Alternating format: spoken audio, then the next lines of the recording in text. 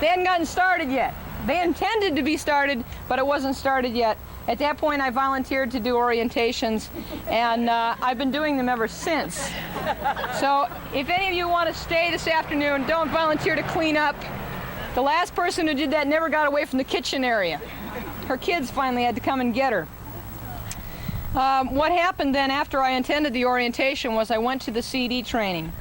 And the CD trainings here are 5 or 6 hours, depending on how quickly the group catches on and some other things. Who's facilitating, that sort of thing, and whether dinner's ready on time. Given all of those different variables, what we do in CD training is we talk about how we feel about being here. Some women are here not because they're women of faith, but because they think it's just got to happen, and they feel like this is the way that they can change the process. Anyway, what we do about why we're here, how we want to go about connecting with people. We talk about legal problems in terms of if we break any laws, if we feel compelled to break any laws, what the consequences are. And we do some role playing. Now, role playing has always seemed kind of dumb to me. I just, you know, it's embarrassing. You have to do it in front of people, and people, you know, and you feel really kind of weird about it all. But anyway, I decided everyone else was doing it. I had to do it too. Didn't seem like a good thing to not be consensed on. Especially when you want to be popular and when you don't know anybody here. So I immediately joined in the group of people that was doing the blockades, and we got down and we sang a couple of pieces. And then these women who were appointed to be MPs started to come at us, and as soon as somebody put a hand on my shoulder, I went, and I tensed up my whole body, and I started to realize that what I was doing was an incredible resistance to this person who was playing MP. And it took me a long time to get my shoulders down to where they belonged so that I didn't look like I'd left the hanger in my shirt. And when I finally relaxed and just kind of remembered you're supposed to go limp when that happens if you don't want to cooperate, that I just let them, you know, pull me away from the other people, and then we went on with the role play. Then I did the MP, then I was a townsperson, and I learned a lot of stuff about how violent I was. And I was convinced that one of the reasons I came here was because I wasn't violent. Wrong chicken lips is what they say in Minnesota. Gee, I couldn't believe it. So what we have been doing is we've been learning different ways to be. So last night at 1:45, the whistles are blown by the security people. Get the women out into the front of the land. And we're sound asleep, you know? So I got up when I finally remembered where the door of my tent was. I got out, I put my shoes on, I grabbed my flashlight. They said, we need all the women in the front of the land. All these flashlights are appearing all over. It's 1:45 in the morning, and I'm trying to think, the front of the land, it's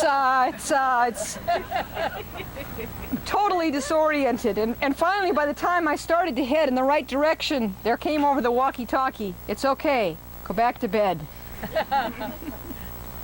Well, this morning when I got up, I was so disoriented, having been disoriented last night, that I couldn't hardly function. But what happened when we all jumped out of our tents was I realized all of a sudden that all I had was a flashlight and me. And I was going to go out into what I didn't know to protect ourselves. Now, when I'm home, if somebody's breaking into my house, you can bet I don't go over and ask that person for a cup of coffee or whatever, you know? It's a totally different way of being out here. All of us are going to line up and say, I don't think you should hurt us. That's really hard to get used to. It's hard to say, oh, well, you know, shine your flashlight beam on them. You've got to. This is a whole different lifestyle. We're trying to learn ways that we've been trained to react, that we've been acculturated to react, and it's real tough cookies.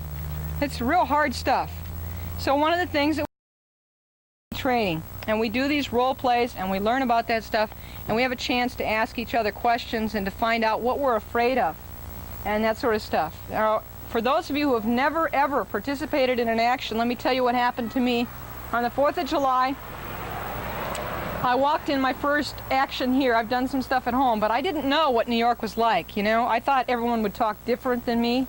So far, all I say is depot and they say depot. You know, it's boring. But I walked down there and I was nervous. And I got up into the front of the line. We made this line across the front, and we were holding candles, and the wind was blowing, and we were singing songs I didn't know the words to. And all of a sudden, these MPs came out, and I could just feel this current running through me. I was scared. I didn't realize how scared I was. I didn't know these MPs. They didn't know me. They're not like the cops at home that say, "Hi, Jan, how you doing?" You know, these were new folks. It was a new situation, and I was really frightened. So what we've done in CD then is to say, what are you scared of? Be prepared to be afraid. It is scary stuff what we're doing here, but we're real serious about what we're doing. The cruise and the purging have to be stopped, and they have to be stopped before the 1st of December, or we're in a heap of trouble. So that's kind of basic kinds of CD training stuff. Let me tell you a little bit about the last thing on this list, and then I just want to chat a little bit. And that is the types of workshops that we have here. Somebody came to me and said, I'm a reporter, and I have a reporter, I'm a friend in Ithaca, and he said there are two issues at the peace encampment. One is peace, and the other is feminism. And I said, oh, well, you heard that from a man. And she said, yeah. And I said, well, it doesn't surprise me, because I think a lot of men that I know are very intellectual, rational folks, and they can see things clearly delineated. But for me, it's a muddled mess. There is not two issues going on here that I can tell. There is this encampment, which is dealing with peace, and we're dealing with who we are. Feminism is a question of who we are, how we are together. It's relationships. So I said, the reporter said, yeah, but look at these workshops you got here. Racism, straight women and lesbian women working together, class differences, ableism, people meeting on the accessibility ramp. What do you got going here? I said, well, you see, we're trying to figure out how to live together. And that sounds so simple. But what we're about is actually the antithesis of militarism. The military tries to build walls and fences and deal with computers and distance between people so that things can happen automatically, and you don't have to ever look the person in the eye anymore. You can remember the stories on television when somebody was going to shoot a soldier and they had to look him point blank in the face, and they couldn't do it because they looked at him and they said, gee, you know, they're the same age as I am. They probably have a daughter or a son like I do. As we've gotten away from that, we put walls up between us. That's militarism. What we're about here is intimacy. We take the walls down and figure out how to relate to each other.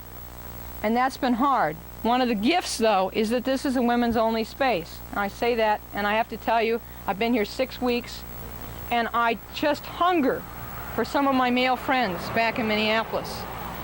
It's real hard for me at times to be in a women's only space because I really would like to have some other input. At the same time, when I watch a 13-year-old girl working with her mother and learning how to toenail a leg onto a bench, and know that if there were men around, we would probably be deferring to the people who knew how to do that, I feel different.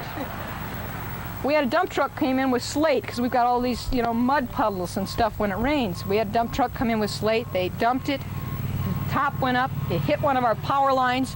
The power lines, you know, sizzled and did all this stuff, and it's laying on the ground, and they're saying, don't go near the power line. I'm scared to death. My first reaction is to call my father. Now, granted, he's an electrical engineer. That has nothing to do with it. It's the fact that he knows and he's in control. And what happened was almost within the moment, this woman, tiny little woman, scrambles up, gets this ladder, goes up on the power pole, and starts doing this stuff. And I'm standing there like this. She's an electrician. She does it for a living. I said, I've never seen a woman on a power pole before.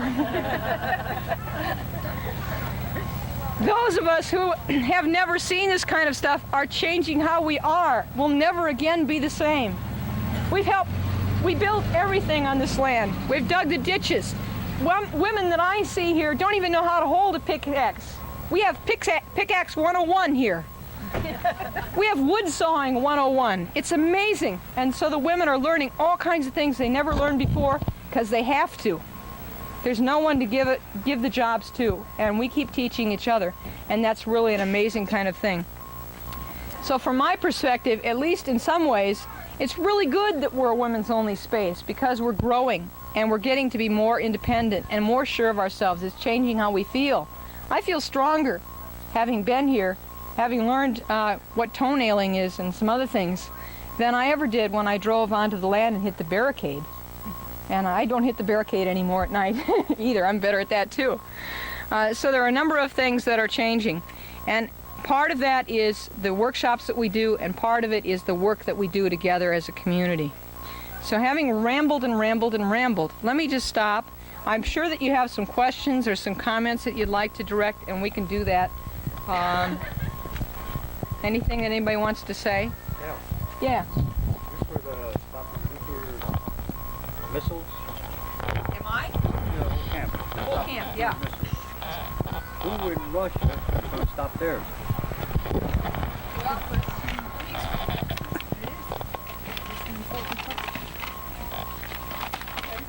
Someone who'd like to speak to that question. I would like it that we don't talk, that we don't aren't the ones who ask or answer questions. There are a number of people here from the encampment, and there are a lot of you here who have answers to that question too, so go right ahead.